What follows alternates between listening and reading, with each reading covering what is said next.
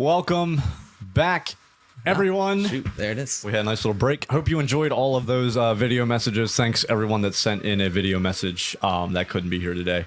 Appreciate you guys. So yeah, make sure to check out some of their things. I know Flip Michaels, his book 5 Half Truths, now being translated in Spanish, Italian. So go pick it up. Chris Hall, the second book of the Greenkin War is coming out soon. Great Kickstarter event that happened. If you're just joining us, this is the 10-hour charity stream event for St. Jude's Cancer Research for Children in honor of my late father, Michael C. Vergara, who passed away on May 11th of this year. Thanks to everyone that came on for the first half of this, all the guests and the great games that we got to play. We have more in store for you, including more board games, more video games, and interviews, including this one. Hey, my good buddy, Mr. Josiah Shank, who was technically the first ever interview on the podcast. However, we lost both the audio and the video. That's right. When that happened.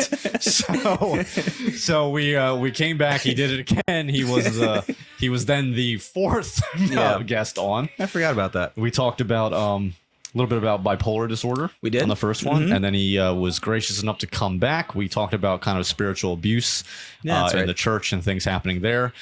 He was part of our bonus one too with our buddy Troy. Yeah. We did I think it was identity. Yeah, it was all over the place. Yeah, it was all over the place, sure as our conversations usually are with each other. But he's back, he's buff, and he's ready to go.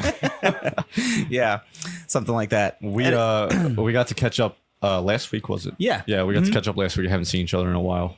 So just for the people at home, I mean, what's been up since the last couple of podcasts? What's been going on? How you been? Anything new? Anything exciting happening? Yeah, I don't know how exciting it is, but there's definitely been some change, some new things in my life, I guess. Yeah, I don't know. I guess kind of like feel like I've been on a journey of figuring out who I am, I guess. Kind of my that back to the identity conversation, I guess. Yeah. Yeah, I think from like to use psychology terms, I would say probably like been in the stage of life of like individuation, kind of figuring out who I am apart from having to fit into a group as much. So part of that was stepping away from church, which I'm not to promote that as a life choice that anyone should make. But for me, it's been helpful, I think, to pull back a little bit from some groups and kind of figure out like, okay, who am I? What matters to me? And stop trying to force myself to fit in places I don't belong, or I shouldn't say I don't belong, but stop trying to fit in like as in much. Certain places where you think that you should be. I think I realized in church I was really like seeking a sense of belonging. Like, I think more than anything, there was some things I realized I kind of didn't believe, but I was kind of stuffing some of that down just to have a sense of like, I belong somewhere, I fit in somewhere. Yeah. But so I've been sorting through a fair amount of things, you know? Well, a big achievement, I think we can tell people, is that over the past 2 years, myself and Josiah and Troy, we've really been trying to get back into fitness, get back into our health, and he just hit a milestone.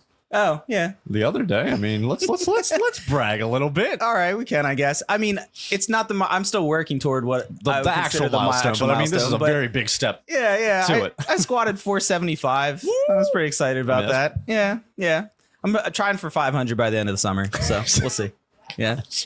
I mean, he texted me that and I was just like, you gotta be kidding me. Like the 475, you're gonna make it to 500. Like, oh yeah, like bread. It's coming. Yeah, it'll be bread and butter.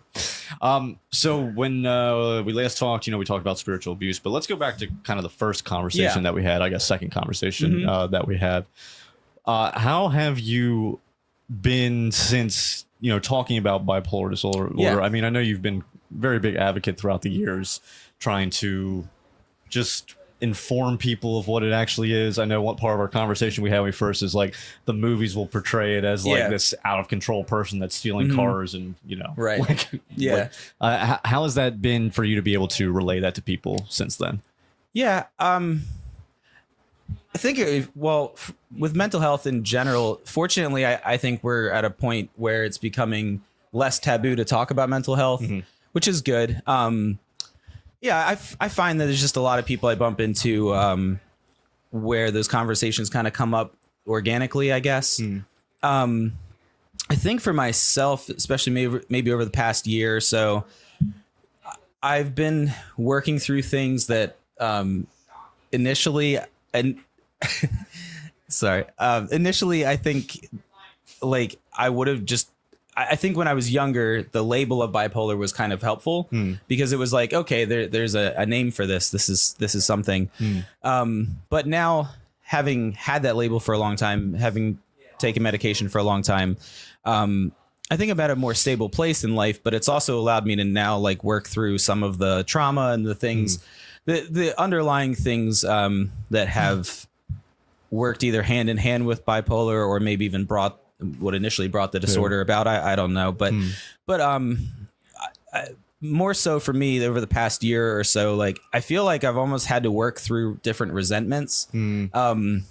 First, I think it was a lot of realizing like, oh, not everything is my fault because, sorry, I don't know how long-winded you want me to go on this answer, but I think something that if there's anyone listening who's dealt with trauma, one of the first steps is realizing like a lot of what I've dealt with in my life is not my fault, you know, because for me, a response to some childhood trauma was just to say like, oh, this is all my fault. Yeah. You know, I think part of that is like growing up, if you don't have the support in place that you would need to grow up healthy and develop socially and everything.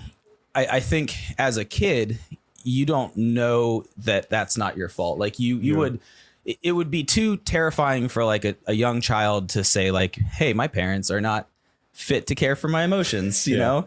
So or something like that. So it wasn't until it really over the past year or two that I started to grapple with like, oh, some of these things are not my fault, which then initially brings out this like anger and beyond that, even rage at times at like, oh my God, like this isn't my fault, you know? So then it has to be someone's fault. But then, so that's when I think it almost has felt like I've been working through like one by one, making peace with some of those things and letting go of some of the anger. Like I've worked through some things with my family and forgiving and accepting too that like they did the best they could, you know, they didn't have the tools. And then I think the big piece was with religion in general and the church I grew up in that was pretty abusive. And then, you know, and just being able to say like, okay, I have to let go of each of these things. Like, and you get to a place where you just figure like, okay, I need to learn who I am and learn how to be me and learn how to let go of the anger, which is hard. Especially when it's like deep seated. I'm learning that with myself too. Just with therapy, with things coming up, and with pre and post traumatic trauma. I mean, you know, things happen in life that, you know, you're just like, oh, I'm prepared for this, but it's a traumatic event, you know? And I think that's why like this mental health surge or renaissance that's happening is such a good thing. So combining like what you've learned, you know, the stepping away, the kind of really opening the book to your trauma, taking a look at it, realizing, all right, it's not my fault. It's not someone else's fault. Things were just not given correctly for certain places, the working out. How has that helped you as a whole to like, kind of see who is the Josiah now? Yeah, it's helped a lot. I'm not saying I'm at a place with my trauma or with anything that's, you know, final or I haven't arrived or anything. I'm working through a fair amount still, but I think one thing that helped, I'm a big, as you know, I'm big on like words and their definitions and their roots and things like that. And it helped me a little bit when I learned that like the term trauma is a Greek word that just means an injury or a wound. So it's like, okay, this is an injury. It's rooted in something that happened in the past, but I can't go back in the past and change it. But that's not how you heal from an injury anyway. Like if, you know, like for example, I wrecked my bicycle like a month ago, landed on my shoulder and I had, so which has been frustrating because I haven't been able to bench press and that's driving me nuts. But the way to heal is like moving forward. It's learning how to work around the injury. It's learning how to how to rest and recover and do the things for your body that you need. It's same thing with trauma. It's like all you can do is focus on what helps now. Yeah. So certain things have really helped. I'm learning ways to really calm my nervous system, because so much of this, like, I'm such a intellectual type person that I live my life in my head. I've really realized that's kind of been my response to the trauma has been to just recede to my mind and just like spend all my time up in my head. Yeah. But I've been learning things like meditating has been helping. Initially, because I'm such a thinker, I didn't think I could meditate, but with some practice, it's kind of the point now where I try for like an hour a day, and it really helps. It's really helped me like just feel more connected to my body and help me calm down. Another practical thing that I've started doing is taking cold showers. That helps like just reset my nervous system. It feels like. How cold? I mean, I crank it all the way, All man. the way. I go, you yeah, just do yeah. the little tick, and it just I do. I'll either start with a hot shower and then Go ease into it the cold. over, or well, typically though, like before work, I'll just crank it cold and be in there for like maybe 30 seconds or Yeah, something. But yeah. it's enough. That's you really enough. feel it. Yeah. Like just feels like it just settles down my whole. get you going, get you Everything. breathing, get you. Yeah. So it's funny. Like I think in the past I always thought you had to figure it out. Yeah. You had to sort everything out, and I'm learning more and more. Like you really don't. You just take the next step, do the right thing, do what you know is the right thing to do, Yeah. and do things to help your body get back to normal. Because most of the time, I think so much that I stir up my whole nervous system. So that's been helping more than anything. Yeah. That and just I think also letting go of some groups and just letting the people who are really there for me, the people that I really actually connect with beyond just like association, letting those people in and allowing my social circle to be a little bit smaller, but just really appreciating the people in my life has really helped. Yeah. So Yeah. Having that inner circle and Yeah. the accountability people. Yep. 100%. Well, my friend, thank you for coming. Yeah, dude. Thanks for the update. Yeah. Are you sticking around? Oh yeah, I'll be here. Yeah. Yeah. Whole entire time. So you'll get to see more Josiah. The camera's here, not there. I gotta stop looking at the screen. Oh yeah, I've been looking Hi, camera. I've been looking over here the whole time. Okay, well, hello there. Hi, camera. Yeah. I am. I know I tell you this all the time. I know we kind of said it before. I'm proud of you. I'm Thanks, proud man. of where you are. I know that you feel like you're not fully there yet, but like leaps and bounds from. Thanks, dude. From like even just knowing you from the beginning, Yeah. and I've watched each step like intricately grow. Yeah, I'm just proud of you, man. Thanks, man. It's been so cool to watch your journey kind of like come to this, and Yeah. I just keep praying that you continue just to get beyond this. you know? Yeah, thank you. It's gonna be awesome. Appreciate that. I don't know what we're gonna do next. We might play some games. I think we're gonna play some games. We'll take a quick little 5-minute. go. I didn't mean to take these many breaks in between, but it's just kind of how it's going.